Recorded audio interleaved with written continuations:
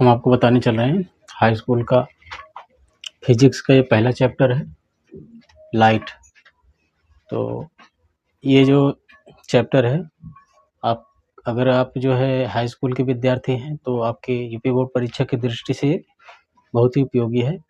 और अगर आप किसी भी परीक्षा की तैयारी करते हैं कॉम्पिटिटिव एग्ज़ाम की, तब भी ये आपकी जानकारी के दृष्टिकोण से बहुत ही उपयोगी है। तो आइए देखते हैं। तो प्रकाश लाइट, तो लाइट की अगर परिभाषा देखें तो प्रकाश एक प्रकार की ऊर्जा है जो हमारे नेत्र ज्ञान को जागृत करती है। प्रकाश की परिभाषा हो गई। प्रकाश एक प्रकार की ऊर्जा है जो हमारे नेत्र ज्ञान को जागृत करती है। साधारण भाषा में समझे प्रकाश को, तो प्रकाश अगर हम बात करें या कोई क्वेश्चन पूछता है आपसे कि जो है आप किसी वस्तु को कैसे देख पाते हैं, तो आपका उत्तर होगा हम किसी वस्तु को अपनी आँखों से देखते हैं। हाँ, उत्तर सही है, लेकिन हम किसी वस्तु को अपनी आँखों से देखते हैं, लेकिन वहाँ पे अगर अंधेरा होगा तो हम उस वस्तु को अपनी आँखों से नहीं देख पाएँगे। तो इसका सीधा तात्पर्य यह है कि जितनी आवश्यकता हमें आँखों की होती है किसी वस्तु को देखने के लिए, उतनी ही आवश्यकता उस वस्तु को देखने के लिए हमें प्रकाश की भी होगी। तो किसी वस्तु को देखने के लिए जितनी हम अपनी आँखों का इस्तेमाल करते हैं, वहाँ पे हम प्रकाश का भी उपस्थित होना ज़रूरी है। तो ये हो गया सीधा सा अर्थ कि किसी वस्तु को देखने के लिए हमें प्रकाश की आवश्यकता होती है। और प्रकाश के आधार पर वस्तुएं दो प्रकार की होती हैं। आपको हो जाएगा प्रदीप्त वस्तुएं, ल्यूमिनस बॉडीज। तो इसमें जो होता है आपका ये ल्यूमिनस बॉडीज जो होती हैं प्रदीप्त वस्तुएं, वे वस्तुएं होती हैं जो स्वतः प्रकाश उत्पन्न करती हैं, उसे प्रदीप्त वस्तुएं कहते हैं। वे वस्तुएं जो स्वतः प्रकाश उत्पन्न करती हैं उसे प्रदीप्त वस्तुएं कहते हैं, जैसे सूर्य, बल्ब और हो गया आपका मोमबत्ती, लालटेन आदि। और दूसरा है आपका प्रदीप्त वस्तुएं, नॉन ल्यूमिनस बॉडीज, वे वस्तुएं जो स्वतः प्रकाश उत्पन्न नहीं करती, किसी दूसरे प्रकाशिक स्रोत के माध्यम से दिखाई देती हैं, अप्रदीप्त वस्तुएं कहलाती हैं। जैसे कि हो गया आपका चंद्रमा, कुर्सी, मेज आदि। तो ये हो गया आपका अप्रदीप्त वस्तुएं। फिर से एक बार बता देते हैं आपका प्रदीप्त वस्तुएं। प्रदीप्त वस्तुएं मतलब वे सारी वस्तुएं इसमें आ जाएंगी जो जलने वाली होगी, जिससे प्रकाश निकलता है। तो जो स्वतः प्रकाश का उत्सर्जन करते हैं उन्हें प्रदीप्त वस्तुएं कहते हैं। और आदि अप्रदीप्त वस्तुओं के अंतर्गत वो सारी वस्तुएं आ जाएंगी जो प्रदीप्त वस्तुओं की सहायता से हमें निकले हुए प्रकाश के सहायता से हम जिन्हें देख पाते हैं। जैसे कि आपका प्रदीप्त में आ जाएगा सूर्य। सूर्य क्या है, स्वयं से प्रकाशवान है, उससे एक सूर्य की किरण निकलती हैं, चारों तरफ उजाला छा जाता है, जिससे हम वस्तुओं को देख पाते हैं या पूरे सृष्टि को देख पाते हैं। तो ये हो गया। और जब सूर्य अस्त हो जाता है रात में, तो हम वस्तुओं को देखने के लिए क्या करते हैं, टॉर्च की मदद लेते हैं। टॉर्च हो गया, लालटेन हो गया। तो जो प्रकाशिक वस्तुएं होती हैं उनकी सहायता से हम देखते हैं। अभी हम पढ़ चुके हैं प्रकाश क्या होता है और प्रकाश के आधार पर वस्तुएं, प्रदीप्त वस्तुएं और अदीप्त वस्तुएं। अब हम पढ़ेंगे प्रकाश के गुण के बारे में, प्रॉपर्टीज ऑफ लाइट। तो यहाँ पे निम्नलिखित गुण हमने लिख दिए हैं और इसके बारे में हम आपको समझा देते हैं कैसे होता है।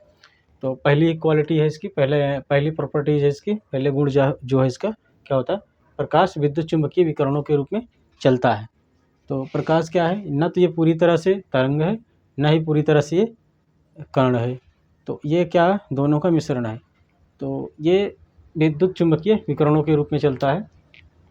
तो न तो ये पूरी तरह से तरंग की तरह व्यवहार करता है, न ही पूरी तरह से कण की तरह व्यवहार करता है, ये दोनों की तरह ही व्यवहार करता है। ठीक।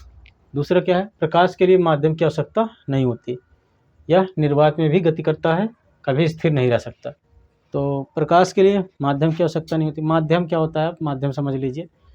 तो जैसे हमारी पृथ्वी है, तो ये जहाँ पे हम हैं, तो ये खाली स्थान नहीं है, यहाँ पे हवा भरी हुई है चारों तरफ हमारे।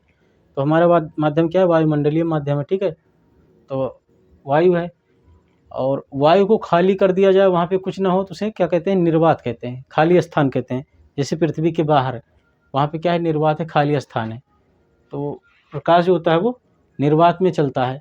जैसे सूर्य की किरणें निर्वात से चलकर वायुमंडल में प्रवेश करती हैं। ठीक। तो यह जो और अगला क्या है इसका जो है, यह निर्वात में भी गति करता है और कभी स्थिर नहीं रह सकता। इसकी कोई बाउंड्री नहीं है, इसे कोई रोक नहीं सकता। जहाँ तक इसे जगह मिलती है बिना ये फैलता जाता है, ये स्थिर नहीं रह सकता, इसकी कोई लिमिटेशन नहीं है। तीसरा है निर्वात में प्रकाश की चाल 3 × 10⁸ मीटर प्रति सेकंड होती है। तो जो जहाँ पे पूरी तरह से खाली स्थान है, कोई भी माध्यम नहीं है, जैसे कि पृथ्वी के बाहर, तो वहाँ पे प्रकाश की चाल क्या होती है, 3 × 10⁸ मीटर प्रति सेकंड होती है। चौथा है प्रकाश सरल रेखा में गति करता है। प्रकाश की जो किरणें होती हैं हमेशा सरल रेखा मतलब सीधी रेखा में गति करती हैं, वो टेढ़ी मेढ़ी नहीं जाएंगी, ऐसे ऐसे करके नहीं जाएंगी, बिल्कुल जिगजैग नहीं होंगी, वो हमेशा एकदम स्ट्रेट सीधी रेखा में गति करती हैं प्रकाश की किरणें। और पांचवा क्या है, जब प्रकाश एक पारदर्शी माध्यम से दूसरे पारदर्शी माध्यम में जाता है तो उसकी दिशा और चाल बदल जाती है, इस घटना को अपवर्तन कहते हैं।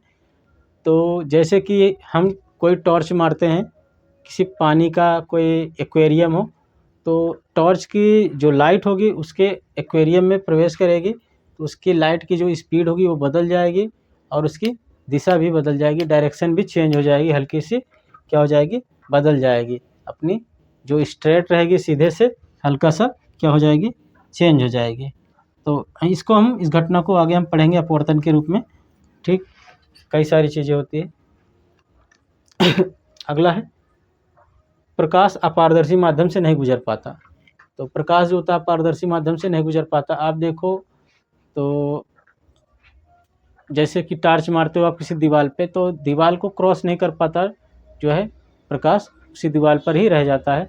आप किसी कांच की दीवार पे टार्च मार के देखिए तो वही लाइट कांच को क्रॉस करके उस पार चली जाती है, क्योंकि कांच पारदर्शी होता है और दीवार क्या होती है, अपारदर्शी होती है। तो जैसे कि आप टॉर्च देखिए, टॉर्च के अगले हिस्से में कांच लगा हुआ होता है। अगर उसी किस हिस्से पे प्लास्टिक लगा देंगे तो टॉर्च का प्रकाश बाहर नहीं निकल पाएगा। कांच लगा देते हैं तो प्रकाश बाहर निकल आता है, कांच को भेद करके इस पार निकल आता है। लेकिन अगर अपारदर्शी रहेगा तो बाहर नहीं निकल पाएगा। सातवां क्या, चमकदार सतह से प्रकाश का परावर्तन हो जाता है। अभी हम क्या बोले कि हम कांच पे लाइट मारते हैं तो उसे पार कर जाता है, लेकिन उस पार अगर पेंटिंग कर दी जाए, कलाई कर दी जाए कांच की दूसरी सतह पर, तो वही प्रकाश उस कांच पर टकरा कर उसी दिशा में वापस लौट आएगा जहाँ से वो गया हुआ रहता है। तो इसे परावर्तन कहते हैं, इसको भी आगे पढ़ेंगे। तो अगर हम किसी चमकदार सतह पर टॉर्च मारते हैं या किसी कोई प्रकाश किरण पुंज टकराती है तो वो उसी माध्यम में वापस लौट जाती है, तो ये परावर्तन हो जाता है। आठवां, श्वेत प्रकाश में 7 रंग होते हैं। तो जो हमारा श्वेत प्रकाश जो सूर्य का प्रकाश है, जो सूर्य से हमें प्रकाश प्राप्त होता है, उसमें 7 रंग होते हैं। तो इसमें शॉर्ट फॉर्म में लिखे गए हैं। बी से वायलेट, तो वायलेट बैगनी हो गया। आई से इंडिगो जामुनी हो गया। बी से ब्लू हो जाएगा आपका नीला।